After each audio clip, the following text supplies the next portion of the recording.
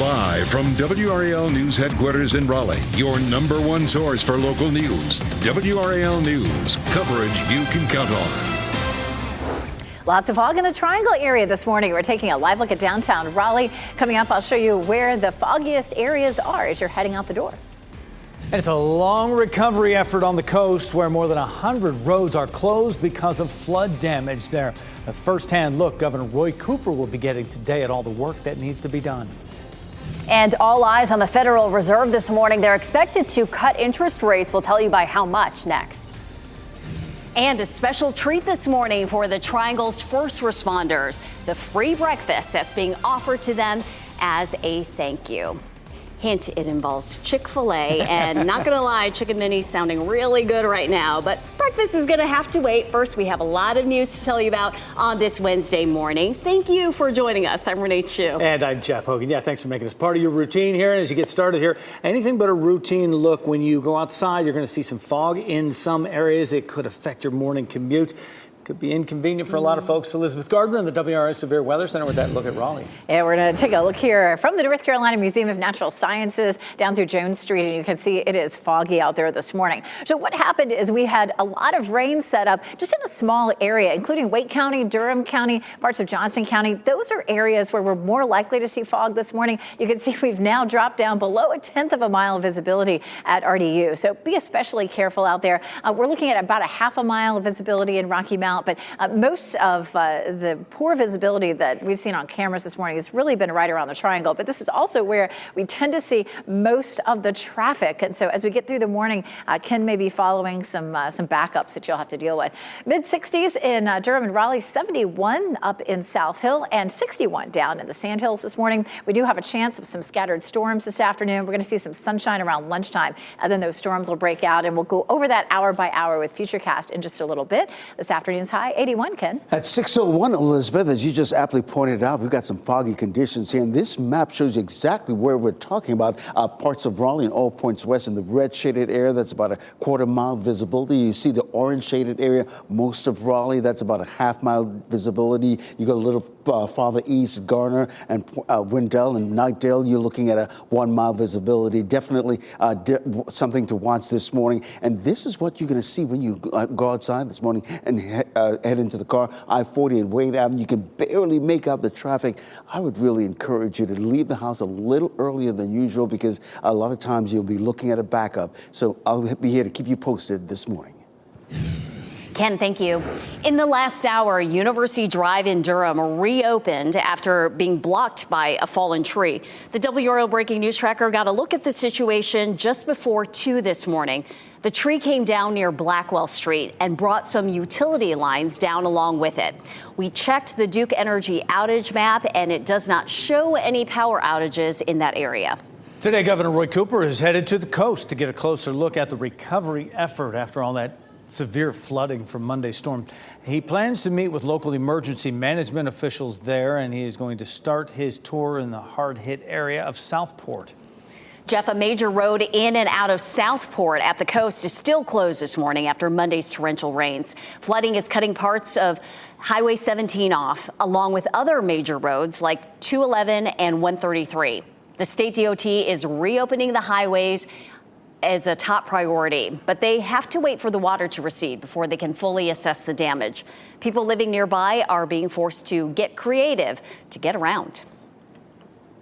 I was pretty much able to ride the bike the whole way through this. I mean, I got about a quarter of the way through and it threw me off my bike, so I had to walk through. So yeah, it's pretty deep for sure. Officials added they are proud of the work everyone has done to keep people safe. At this point, no reports of injuries.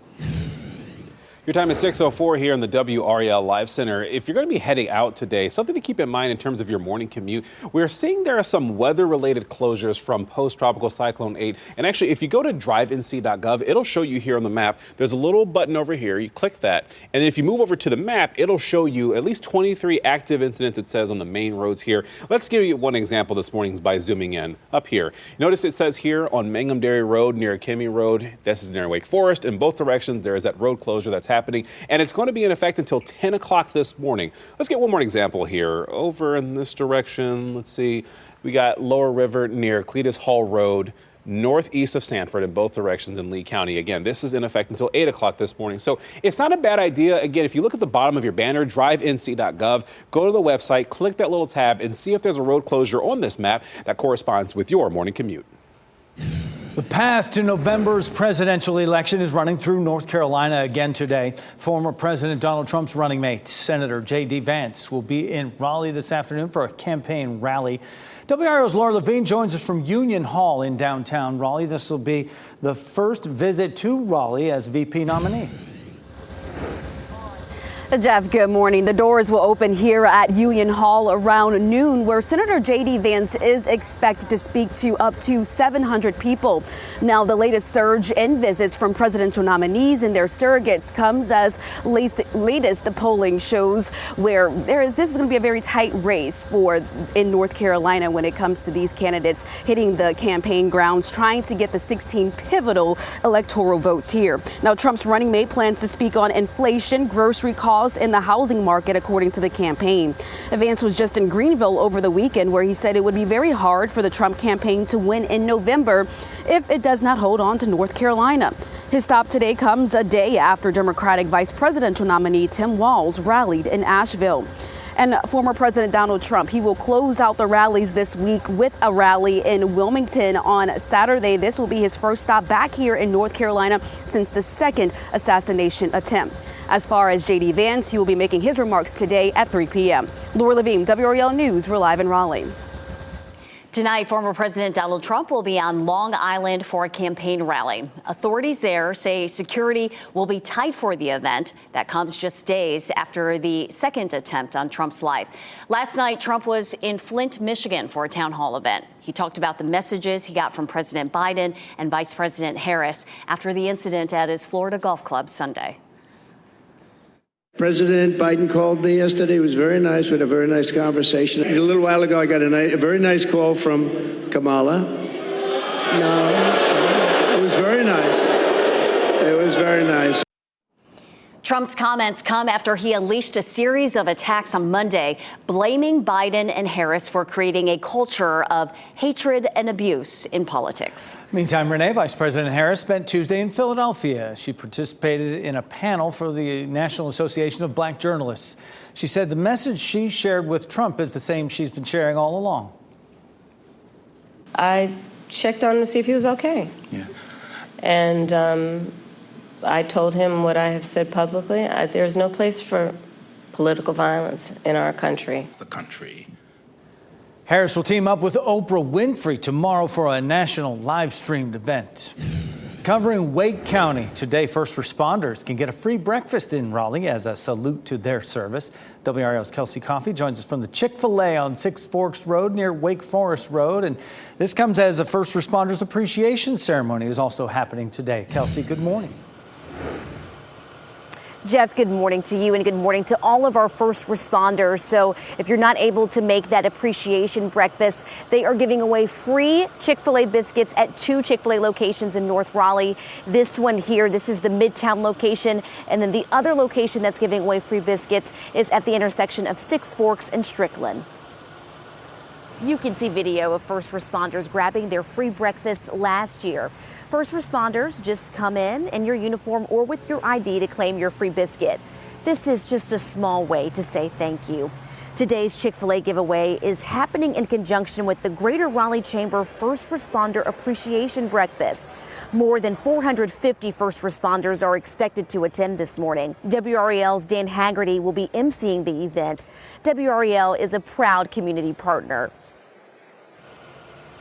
All right, that giveaway starts in about 20 minutes here. Free biscuits will be given out from 6:30 until 10:30. Kelsey Coffey, WRAL News, live in Raleigh.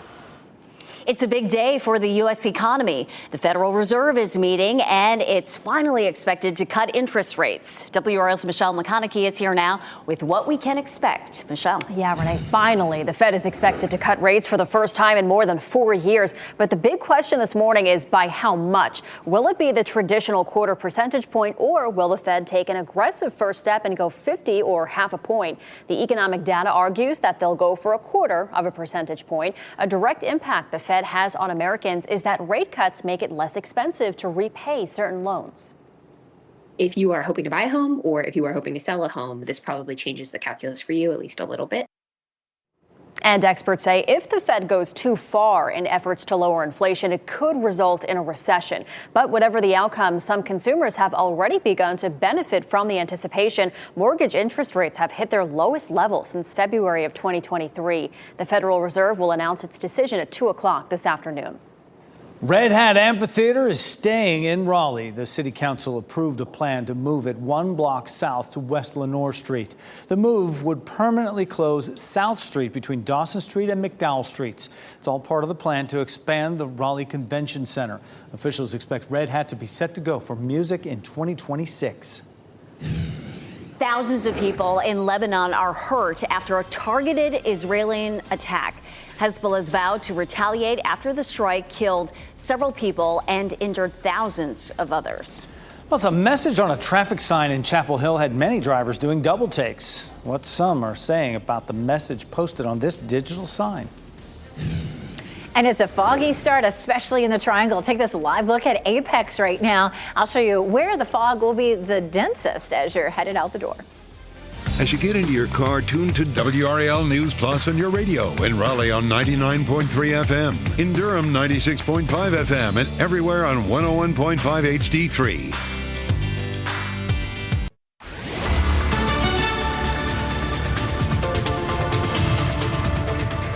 6:13 around the Triangle area. We're dealing with dense fog. You can hardly see the DBAP here in Durham, or it is 67 in Raleigh. This is a look at our Jimmy V camera, and you can definitely see okay down Fayetteville Street, but definitely lots of moisture in the air. It's not nearly as bad down in Fayetteville, where visibility is at 10 miles or less than a quarter of a mile in the Triangle. 64 degrees right now in Fayetteville. Look at that. We're down to, it's almost at zero visibility there in the Triangle area. So do be careful. 2 miles in Rocky Mount. It's really mostly around the Triangle. The reason for that is that's where we saw most of the rain yesterday, and so there's just a lot of moisture there. We're going to see patchy dense fog through around 9 or 10 o'clock. Temperatures this morning range from the low 60s to low 70s. Heading out the door, Ken. Happening now in the WRAL Traffic Center, Elizabeth, you mentioned it aptly put this morning. You see all the foggy conditions there. This map shows exactly what we're talking about here. You're looking at the quarter-mile visibility on Raleigh, all points west. As you get to the orange shaded area, Garner, you're looking at a half-mile visibility. And you go a little farther east in the Wendell area, you're looking at really what we're talking about there, 1 mile visibility. We took a live look at I-885 and TW Alexander Drive. You can barely make out the traffic this morning because of the foggy conditions. Nick Perlin is in the WRAL Baking News Tracker as well in West Raleigh. He is driving around this morning, giving you a look at what you can expect heading out. I would really recommend really leaving the house a little extra time this morning, giving yourself some extra time because of this morning commute and the foggy conditions. Hezbollah is vowing to retaliate against Israel after targeted attacks were carried out using pagers that were being used by Hezbollah militants in Lebanon. Hundreds of pagers exploded nearly simultaneously Tuesday across Lebanon. At least 9 people died. Thousands more were hurt. A source tells CNN Hezbollah had recently bought the pagers and given them to its members. The New York Times reports Israel hid explosives inside the pagers, which came from a manufacturer in Taiwan. They were embedded with switches that allowed them to be detonated remotely. The Israeli military has not commented publicly.